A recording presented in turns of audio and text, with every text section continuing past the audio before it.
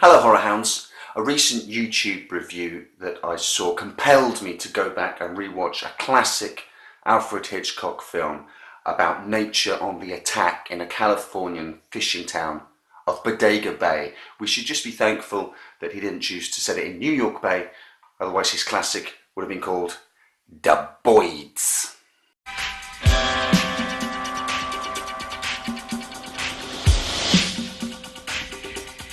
The review in question was from a guy called Bobby, who runs a channel, an excellent channel called Dusty Old Movies. I'll link to his review in the description field.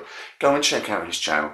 Definitely subscribe, and you can thank me later. I won't cover any of the ground that he's covered. An excellent overview of the birds that honestly had me rushing onto Amazon to order this Blu-ray because I haven't seen this in years. What am I doing? Why am I watching the birds right now? And I've always been a firm believer that you don't know where you are unless you know where you've come from, especially in terms of movies and especially in terms of horror movies. So rather than replicate any of what Bobby said or anyone else who's taken the time to write or talk about the birds, I wanted to share with you my thoughts upon rewatching it of how this movie has affected future movies, where you can see the seeds of horror future in this classic tale of nature gone bad. This is a coastal horror movie, and Bodega Bay in the birds certainly prefigures Amity Island from Jaws and Antonio Bay from John Carpenter's The Fog. The characters in these movies are compelling enough that you could strip out the nature attacks element and still have a captivating film. Certainly for Jaws and the birds, maybe less so if you stripped out the supernatural element to The Fog, because the coastal town and the community that's built at the start of that movie around the centenary of the founding of the bay is intrinsically tied into the supernatural shenanigans that go on later. But for the longest part of the birds, we're watching a strange love triangle, or quadrangle if you want to include the mother, when a city outsider invades the small, close-knit coastal community. It's so... I've seen a lot of people call it wooden and unbelievable, and that element of the plot is just a prop to hold up the bird attack stuff. But to my mind, it's really an exercise in minimalism. I didn't see any wooden acting. I just saw everything internalized. It's so well written and so well acted. I became engrossed in that drama, although I'll admit I'm not really sure why everyone thinks that Mitch is all that, but there you go, horses for courses. I'd started to forget that we were going to get an end of the world scenario.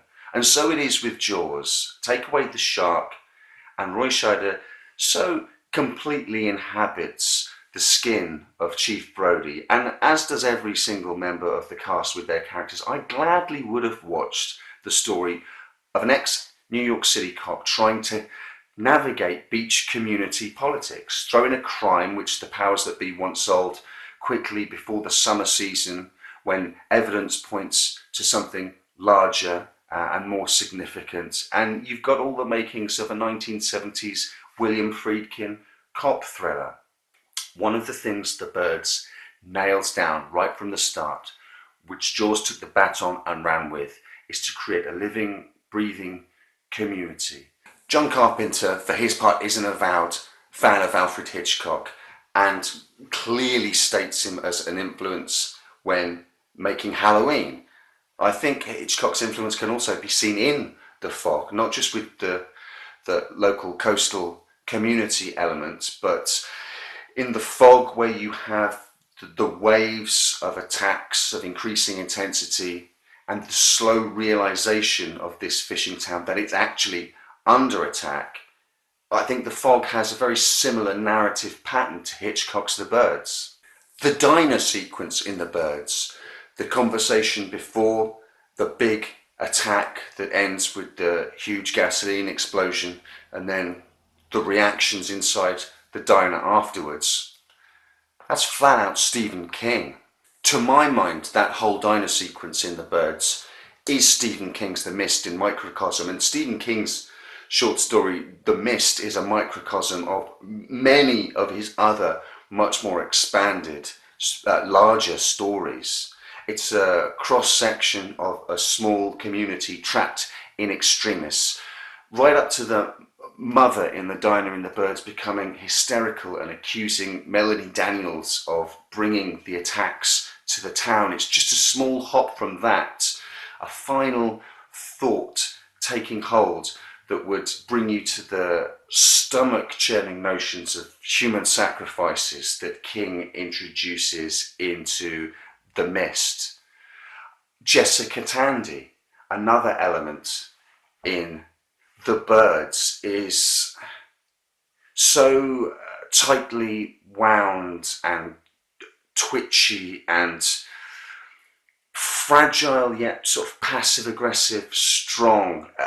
Her performance brings her to the very edge of a kind of fanaticism that King will often give to matriarchal figures in his stories. Just add a little pinch of that old-time religion and I can easily see Jessica Tandy from The Birds in the vein of Carrie White's mother from Carrie, or any other number of King's evangelical Protestant fanatics. And as The Bird moves deftly through movie genres, we come to a home under siege, with its makeshift boarded up windows and the constant pounding and the attacks outside from all sides. This section of the film is not too far away from George A. Romero's Night of the Living Dead and the denouement of that film. As the attack on the home intensifies, there are odd little moments of very specific physical wounds that I don't think would be out of place in a Dario Argento movie. Both the sequence where Mitch has to put his arm through a broken piece of window pane to pull the shutter back whilst the birds are at his hand, or Melanie in the attic being attacked by wave after wave of birds, both show detailed injuries to unguarded body parts. Mitch's hands and Melanie's ankles, her hands, her cheeks, her eyes. The bright slashes of scarlet across the hands and around the eyes as the birds peg aren't a million miles away from Betty's eyes being forced open by needles in Dario Argento's Opera, where the fluttering of her eyelids stand in for the fluttering of the bird wings. And let's not forget, earlier on in the film, the eyeless corpse found silently in his bedroom would sit happily in any of Dario's offerings. The lasting genius of Hitchcock's work for me is that, like it or not, it stays with you forever in one form or another. After Psycho, you can never step into a shower and not think of someone on the other side of the curtain or the fogged up glass with a huge kitchen knife. Even fleetingly, Norman Bates is always there in the back of your mind. And the same is true of the birds. Not necessarily whenever you see a single bird, but when they're flocking or gathering on a rooftop, or you see them on telegraph wires, or you hear a caw from some unseen perch up in the treetops, you'll think, if they turn against us, there's nothing we could do to win. But regular viewers will know that my opinion is just one bird amongst a flock of many, and whenever possible I like to try and round off these videos with alternate viewpoints taken from Internet Movie Database reviewers. The first one from Eamon Green is a review called Don't Watch This. This is not a very scary film. For a start, birds would not be so aggressive if unprovoked, and it did not explain why the birds were so aggressive. That's kind of what makes it so scary, Eamon, I'm just saying. I waited until the end to see what the ending was like. What ending? This is a film with no ending, and if you've seen The Italian Job, you know what I'm talking about. If you want to see a good thriller / horror, see Children of the Corn, or one like this, only better, see Arachnophobia.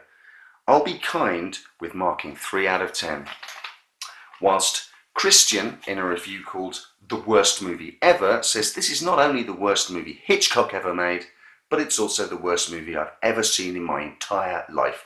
which I think is saying a pretty lot considering I've seen over 100 movies in the last 2 months alone. The whole premise of the movie is not a bad idea, I don't think, but it's ruined by the terrible acting and the complete and utter lack of suspense or scares whatsoever. This movie is so bad that it's actually funny, plus it has some of the dumbest and most annoying characters in the history of motion pictures. Wow. This movie is an atrocious monstrosity, one of the most overrated movies ever, and it should never be seen again by anyone for the rest of eternity. Bye! And finally, Real Curvos says, I got one thing to say about this movie. Grab a fucking shovel. So, yeah, that's my opinion for this movie. Hope you enjoyed reading it. Seems like I need more lines of text. But honestly, that's all I have to say about it. Just grab a fucking shovel, period. Thanks to this fact, the movie is not scary, and I don't care it's made by Hitchcock. Why do you need to write a certain amount of lines of texts anyway? Well then, they are filled out after this line. There we go.